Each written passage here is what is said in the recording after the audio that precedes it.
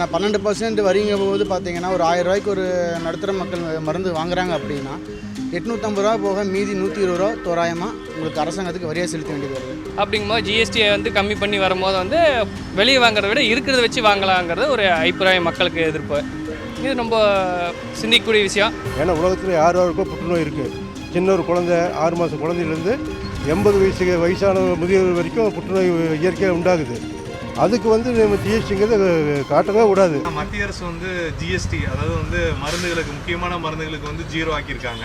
கண்டிப்பாக முக்கியமான வலி நிவாரணிகளுக்குலாம் அது இல்லாமல் 12% 5% குறைச்சிருக்காங்க. இது எப்படி பார்க்குறீங்க? இது பார்த்தீங்கன்னா மக்களுக்கு பார்த்தீங்கன்னா இது ஒரு ரொம்ப நன்மையாக இருக்கும். அது ஏன்னா 12% வரிங்கும்போது பார்த்தீங்கன்னா ஒரு 1000 ரூபாய்க்கு ஒரு நடுத்தர மக்கள் மருந்து வாங்குறாங்க அப்படின்னா 850 ரூபா போக மீதி 120 ரூபா தோராயமாக உங்களுக்கு அரசாங்கத்துக்கு வரியாக செலுத்த வேண்டியது வருது. அது நம்ம 5% போது பார்த்தீங்கன்னா ஒரு 50 ரூபா செலுத்துகிற மாதிரி இருக்குது. இதனால் ஒரு சாதாரண மக்களுக்கு பார்த்தீங்கன்னா ஒரு நல்ல ஒரு நன்மையாக இருக்குது. அது மேல்தட்ட மக்கள் எல்லாத்துக்குமே ஒரு நல்ல யூஸ்ஃபுல்லாக தான் இருக்கும். அது பார்த்தீங்கன்னா இன்னொன்று உயிர்காக்கும் மருந்துகளுக்கு அத்தியாவசிய மருந்துகளுக்குலாம் விலை 0 பண்ணியிருக்காங்க. அதனால பார்த்தீங்கன்னா உங்களுக்கு எல்லாத்துக்குமே இது மக்களுக்கு நல்லது தான். அதனால் பார்த்தீங்கன்னா நம்மளுக்கும் கரெக்டாக இருக்கும், மக்களுக்கும் யூஸ்ஃபுல்லாக இருக்கும். நல்ல விஷயந்தான். என்ன மெடிசன் வாங்குறதுனா மேக்ஸிமம் கையில் பாக்கெட்டில் காசு இருக்காது. மாதம் எண்டுனா கையில் இருக்காது. மாதம் பிறந்ததுன்னா எல்லாம் லோன் வாங்கியிருப்பாங்க. அதுக்கு பணம் கொடுத்தது போக மிச்சம் மீதி இருந்தால் தான் மருந்து மாத்திரைலாம் வாங்குவாங்க. அப்படிங்கும்போது மருந்து மாத்திரைகள் விலை ஜாஸ்தி இருக்குது, ஒவ்வொரு இடத்துல கம்மியாக இருக்குது. அப்படிங்கும்போது ஜிஎஸ்டியை கம்மி பண்ணி வரும்போது வெளியே வாங்குறத விட இருக்கிறத வச்சு வாங்கலாங்கிறது ஒரு அபிப்பிராயம் மக்களுக்கு எதிர்ப்பு. இது ரொம்ப சிந்திக்கக்கூடிய விஷயம். வர்றது நல்லது தான், ரொம்ப சந்தோஷம் தானே. இது ஒரு ப்ளஸ் தான். இந்த ப்ளஸ் ஒரு சின்ன ப்ளஸ் தான். ஆனால் இதை நம்ம யூஸ் பண்ணிக்கிற விதத்தை பொறுத்து தான் இருக்குது. மருந்து எஜுகேஷன் 2, அதுக்கப்புறம் மருந்து 2 டேப்லெட்ஸு பொறுத்தளவுக்கு டேப்லெட்ஸு ஈக்குவலாக கொடுக்கணும். ஏன்னா அந்த ஈக்குவல் டிவைடட் அது மல்டி லெவல் டேப்லெட்ஸ் இருக்குது. ஸோ அந்த மல்டி லெவல் டேப்லெட்ஸை கட் பண்ணிவிட்டு அதை நம்ம டைரக்ட் டேக்ஸாக போடணும். டைரெக்டாக கம்மி பண்ணி இன்டைரக்ட் டைரக்ட் டேக்ஸ் மாதிரி மல்டி டேக்ஸ் இருக்குது. ஸோ 3 டேக்ஸ் வெரி டேக்ஸஸ் இருக்குது.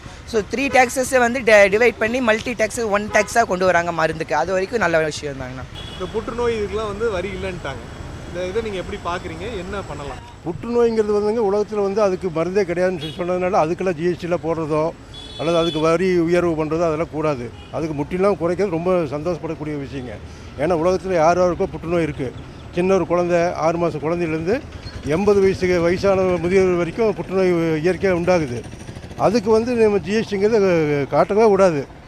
அது இயற்கையாக கவர்மெண்ட் அதுக்கு அந்த ஜிஎஸ்டிங்கிறத பற்றி நினைக்கவே கூடாதுங்க. இயற்கையாக சும்மாவே கொடுக்கணும். அந்த மருந்தெல்லாம் கூட சும்மா கிடைக்கிற மாதிரி பண்ணால் ரொம்ப நல்லாயிருக்கும்.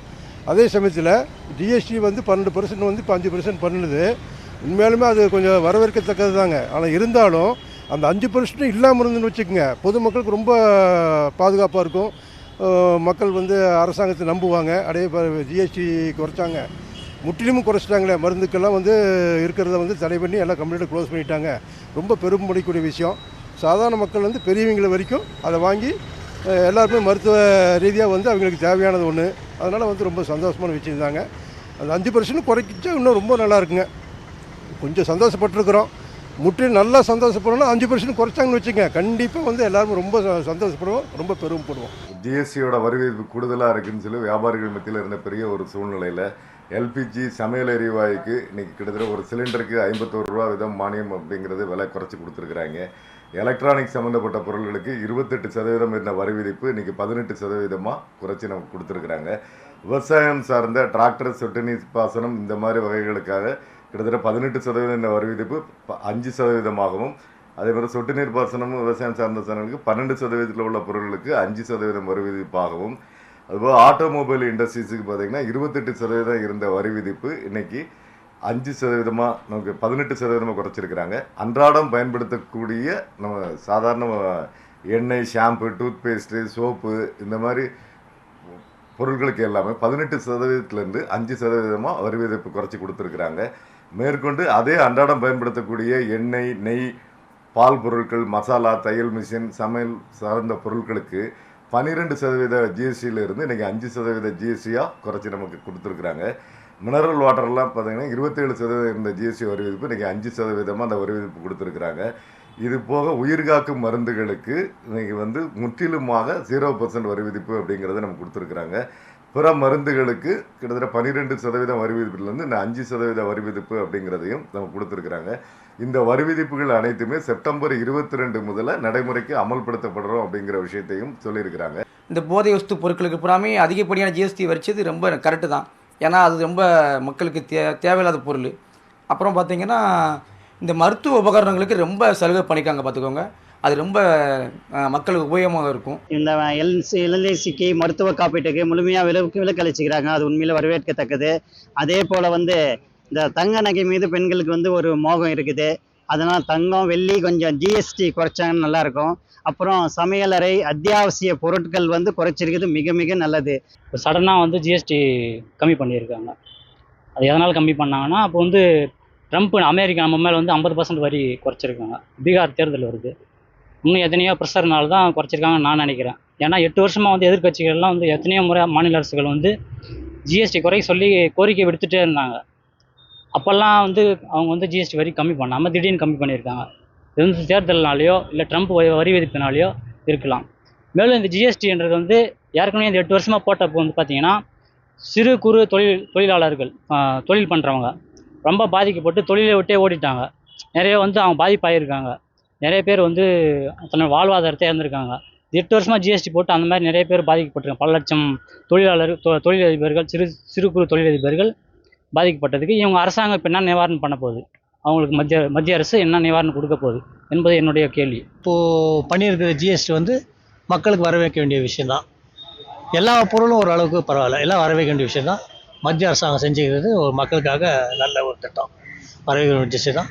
இன்னும் சில விஷயங்கள் மக்கள் யூஸ் பண்ணுறது சில கம்மி பண்ணால் இன்னும் நல்லாயிருக்கும். இதுக்கு முன்னாடி ஜிஎஸ்டி போடுறதுக்கான காரணத்தை எல்லா அதிகாரத்தையும் ஒன்றிய அரசே எடுத்துருச்சு. மாநிலத்துக்கான உரிமைகள் இங்கே வருவாய் மறுக்கப்பட்டு ஒன்றிய அரசுக்கு எல்லாம் மொத்தமாக போயிடுச்சு. இப்போ குறைச்சிருக்கிறாங்கன்னா இப்போ மீண்டும் மாநிலங்களுக்கான இதில் வருமானம் வருமா அப்படின்னு பார்த்தீங்கன்னா மாநிலத்துக்கான எந்த ஒரு அதிகாரமும் இல்லை. அமெரிக்கா வேற நம்ம மேலே பொருளாதார தடை போட்டு இருக்கிறாங்க. அதனுடைய காரணத்தினாலே இன்னைக்கு தேர்தல் இதை ஒட்டியெல்லாம் இன்னைக்கு வரி விதிப்பு மோடி அரசு இன்னைக்கு குறைச்சிருக்குது.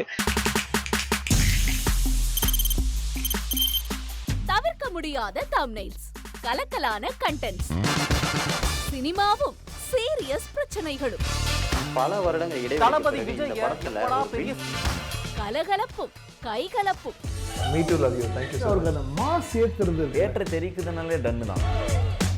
பிரேக்கே இல்லாமல் பிரேக்கிங் நியூஸ் சொல்லும் தந்தி டிவி ஆப். இன்ஸ்டா தலைமுறை வரை இறங்கி அடிக்கும் தந்தி டிவியின் டிஜிட்டல் எக்ஸ்க்ளூசிவ். அது தண்ணிக்குள்ள போகும்போது ஹேங் ஆயிடுச்சு. உங்களுக்கு விஜய் சார் எந்த அளவுக்கு ரொம்ப பிடிக்கும்? Of course, Malayalis are huge Vijay sir fans. ரெண்டு பேருமே ரொம்ப பிடிக்கும் எனக்கு. தந்தி டிவி ஆப்பை இலவசமா டவுன்லோட் செய்யுங்க. ஃபாலோ பண்ணுங்க, சப்ஸ்கிரைப் பண்ணுங்க, என்ஜாய் பண்ணுங்க.